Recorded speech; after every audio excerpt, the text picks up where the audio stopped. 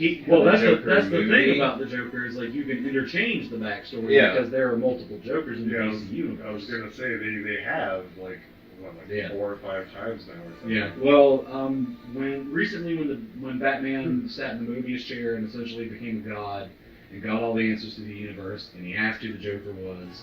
See, the Mobius chair is an infinite source of knowledge, essentially. I'm telling this to Chris because he doesn't read comics. But anyway, almost like chair is it? Don't say Mobius. Orion.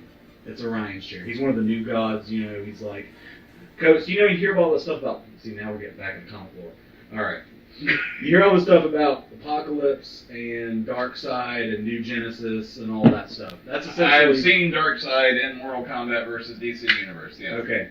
All right. So, Darkseid is essentially the big bad of the DC universe. He is DC's Thanos, which, by the way, Thanos is based on Darkseid because Jack Kirby jumped ship to Marvel because DC treated him like shit.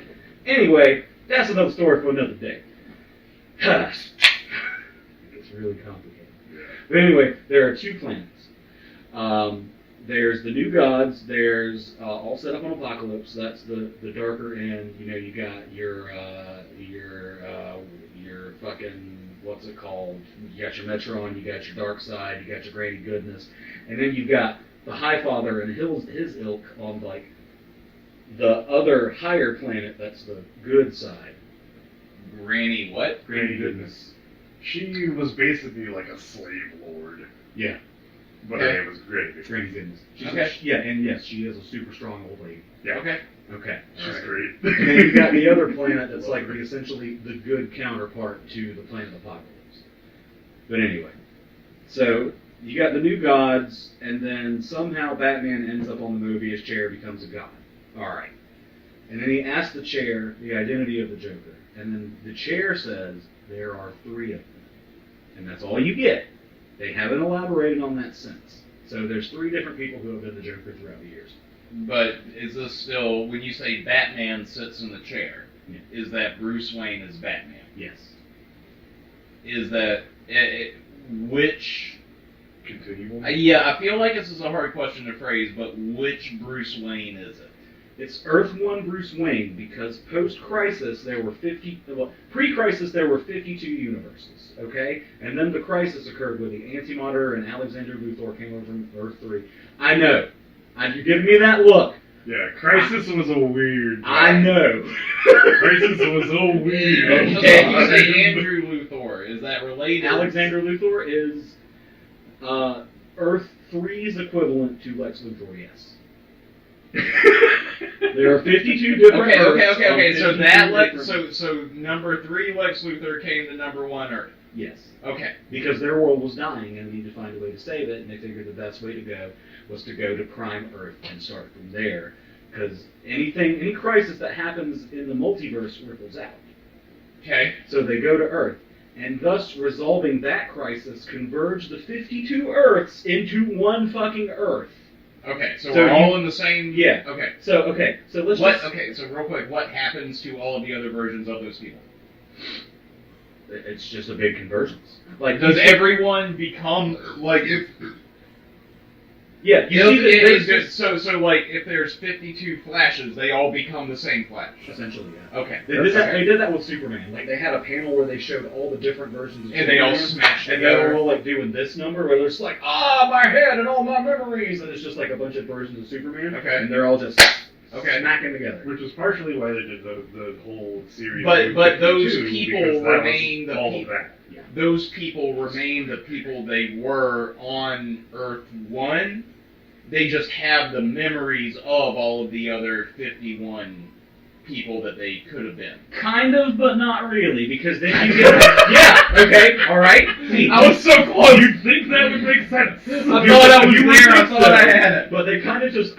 Here's the way I think comic books work, okay? And I've convinced myself of this. Here's how comic books work, okay? Okay.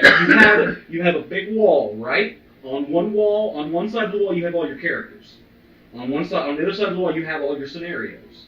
And on the other side of the wall, you have settings, planets, and stuff. Okay, so they fucking throw darts. It's like fucking Green Lantern and Adam Strange are going to be on the planet Thanagar, solving a conflict between Mongol and Darkseid. So it's the South Park Manatee Family Guy thing. Yes. Where they just have ideas and smush them together. They have verbs and actions and nouns, and they just kind of make a word salad out of it. And then they write around that core concept. Exactly. And they've done that for like 90 years. I mean, that sums it up pretty good. Oh, like, that was comic books. Comic books, yeah. Like, whenever I first started getting into comics, it was, like, just, like, post-Crisis.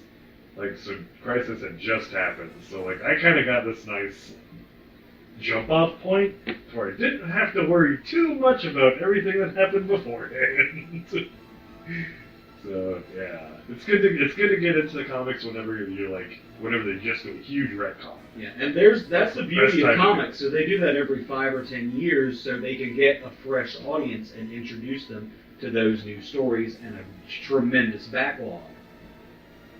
Because you can hop into basically any single issue of a comic and say, oh, I get the grasp of the story and I want to know more about it. So you get more of that run, or you just go out and buy the trade paperback or the digital run or whatever it is you do. Yeah. Cash grab. Or you can wait like 5 or 6 years and see if they make a good movie or not. That's what a lot of people do. That's what I imagine DC fans are doing now. They're just like, maybe next time. And then they've been lucky these past few times. Yeah, well, yeah, we've been really lucky the last 3 times. Yeah, the last 3 times. Wonder Woman and Aquaman and Shazam were all very good. I feel like you're skipping a movie. Didn't Justice League come out after Wonder Woman? I don't ever think about Justice League. That's fair.